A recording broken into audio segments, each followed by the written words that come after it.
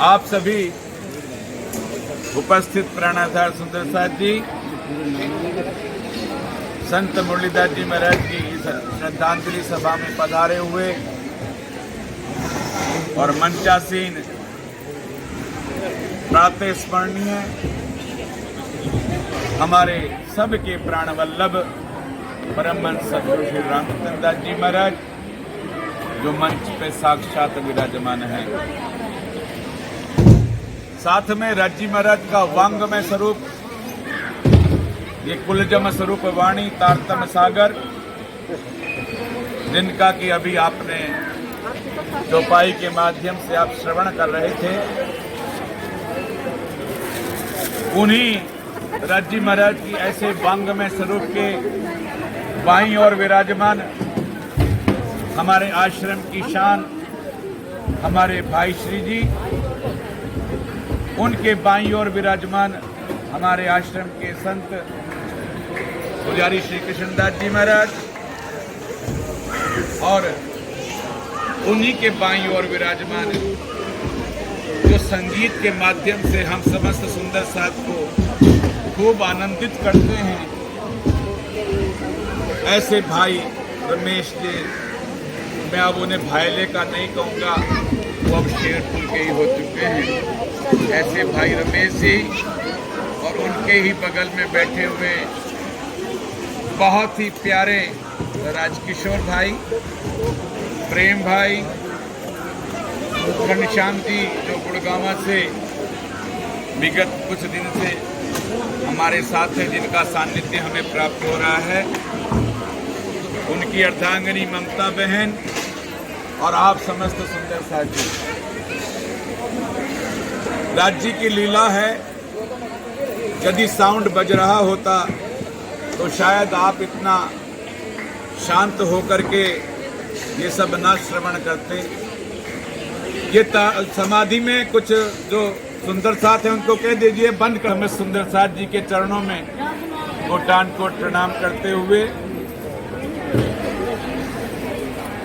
संत मुरलीदास जी महाराज का बचपन, यदि मैं बचपन से बात करूं, वैसे तो मैं उनका बहुत छोटा उम्र में रहा, पर मैंने जब से उनका दर्शन करना प्रारंभ किया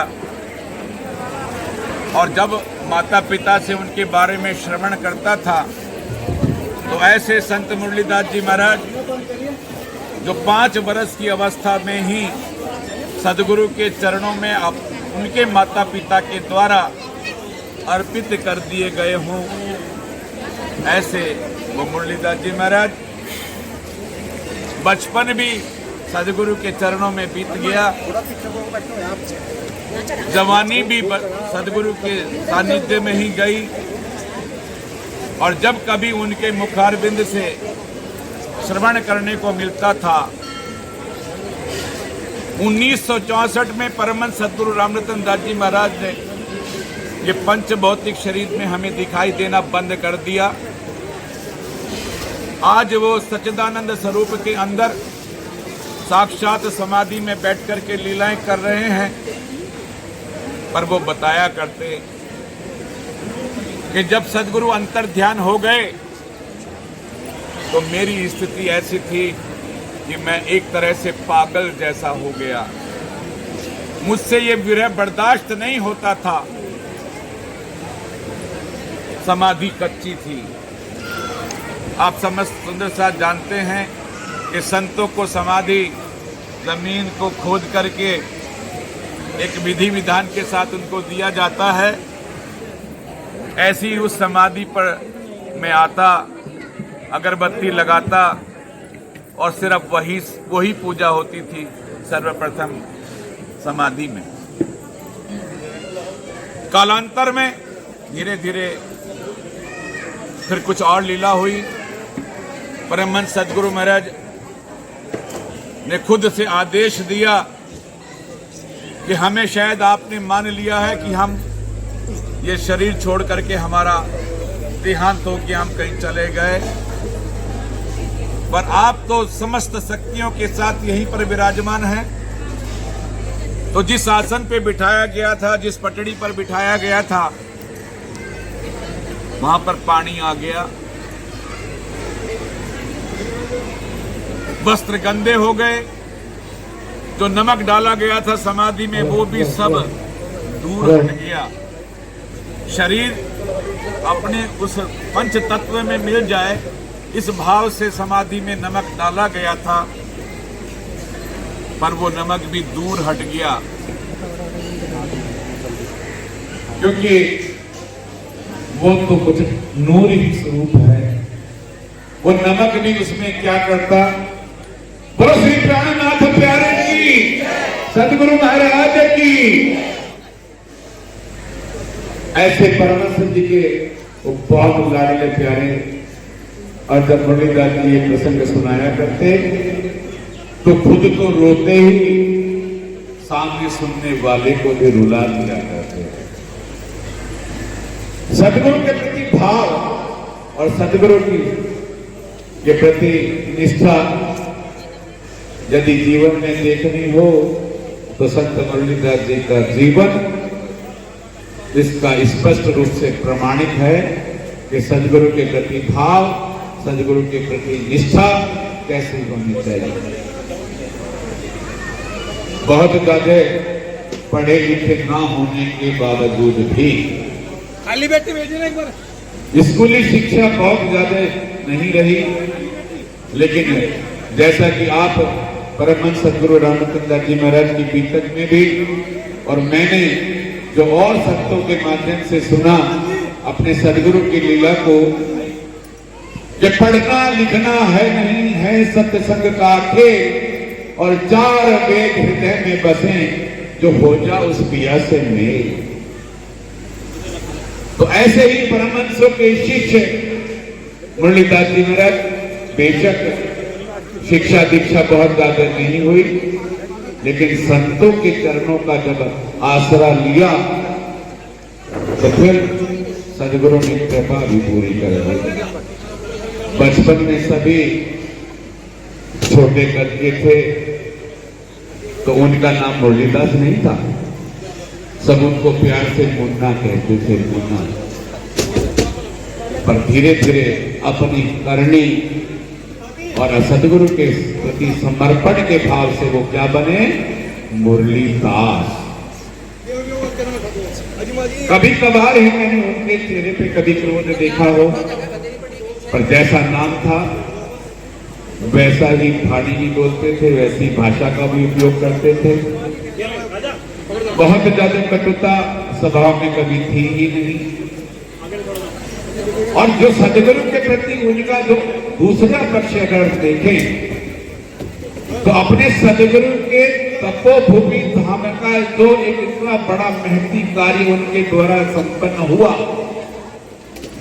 वो भी स्वागत योग्य नहीं, अनुकरणीय है। अपने सदगुरु के उस तपोभूमि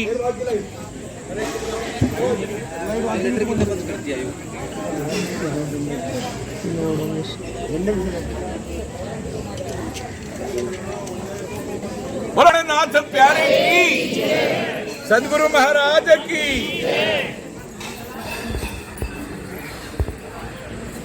बिजली का कुछ व्यवधान है, अभी शुरू ऐसे मुरलीदास जी जिन्होंने सदगुरु की तपोभूमि को एक तीर्थ स्थान के रूप में प्रतिष्ठित कर दिया, वो बारंबार श्रद्धा के पात्र हैं, श्रद्धेय हैं, स्मरणीय हैं, और उनका ये कार्य तो आने वाली पीढ़ियां हम कह सकते हैं उनकी ऋणी रहेंगी कि अपने सदगुरु के उस तपोभूमि धाम का ऐसा जीर्णोद्धार किया। कौन जानता था पुरानी शिला, उस शिला का इतना आद्भव्य रूप। और वो कहा भी करते कि राजकुमार जी, जहां जहां सदगुरु के चरण पड़े हैं वो सब कुछ तीर्थ ही बनेगा, ऐसा मेरा दृढ़ विश्वास है। मैं व्यक्तिगत रूप से अपनी बहुत बड़ी हानि मानता हूं कि मुरलीधर जी महाराज हमें असम में ही छोड़ करके चले गए। पिछले दिवस जब मैं उनके साथ उनके सानिध्य में बैठा, आज मुझे वो सारे संस्मरण याद आते हैं सुंदर साथ जी। तो आए और आकर के पहले आश्रम में रहने के लिए इस कुएं पर ही एक कमरे में प्रवास किया करते। जब भी आते सुंदर साहब के बीच में से तो इसी कमरे में प्रवास करते थे। तो मुझे बुलाया, बुला के बोले आपको अब सेवा का प्रभार मिल गया है, मैं बहुत खुश हूं। और शायद जीवन में सबसे बड़ा यदि मैं कहूं उनके द्वारा प्रदत्त आशीर्वाद यदि कोई था तो वो उसी दिवस था कि आपको आज सेवा में बुलाया है सदगुरु ने। तो अब मेरा मन में ये निश्चय हो गया कि सदगुरु ने अपने को बुला लिया। अब ये आश्रम का विकास का काम भी अच्छा होगा और मैं बहुत हृदय से आपको आशीर्वाद भी देता हूं, बधाई भी देता हूं। पर साथ में उन्होंने बड़े बहुत ही विनम्रता के साथ एक बात भी रखी कि अब मेरे घुटनों में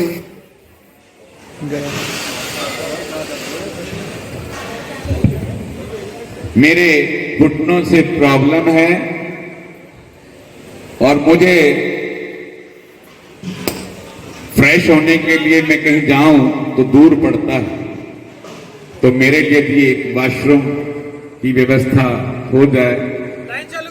तो ये रूम बहुत अच्छे आपने बनाए हैं, या इसी रूम में कोई ऐसी व्यवस्था हो जाए तो मैंने भी बड़ी विनम्रता के साथ उनके चरणों में कहा कि कुएं का एक अपना पौराणिक महत्व है, हमारे लिए ऐतिहासिक है, हमारे सदगुरु की धरोहर है। यहां पर तो आपके लिए कोई ऐसी व्यवस्था करना संभव नहीं है, पर आपको यदि दूसरा रूम दे दिया जाए तो आपको कैसा लगे, जिसमें सारी ये आज की जो सुविधाएं हैं उपलब्ध हों। खुश हो गए, बहुत खुश हो गए। मैंने रूम दिखाया, उनसे आग्रह किया कि आप इस रूम में आ जाइए। मेरे भाई मंगल जी प्रणामी यहीं पर हैं आज, उनको उन्होंने तुरंत फोन किया कि मंगल जी तुरंत आइए, सामान शिफ्ट कराइए। और सामान शिफ्ट करा करके बहुत प्रसन्न थे कि अब आपने अच्छी व्यवस्था हो गई। मैं भी बहुत आनंदित था कि अब जितना भी जीवन का बहुत प्रार्थना करता था उनसे कि बहुत ज्यादा प्रवास पे मत जाया कीजिए। सुंदर साथ यहीं पर आश्रम में जो आता है वो यहीं पर आपसे मिलेगा, सबको पता हो जाएगा, आपका परिचय भी बहुत है। आप आश्रम में ही ज्यादा समय अपने बिताया कीजिए। पर राज्य की लीला, अंतिम समय में परिवार में ही थे, कुछ अस्वस्थ तो थे ही, और परिवार में रहते हुए ही वो हमें छोड़ करके चले गए। पर जिस प्रकल्प की मैं बात कर रहा था, जिस प्रकल्प के लिए मैं चाहता था कि 2030 परमहंस रामरतन दास जी महाराज के इस निजानंद आश्रम शेरपुर का शताब्दी वर्ष है, आप सभी ध्यान रखिएगा।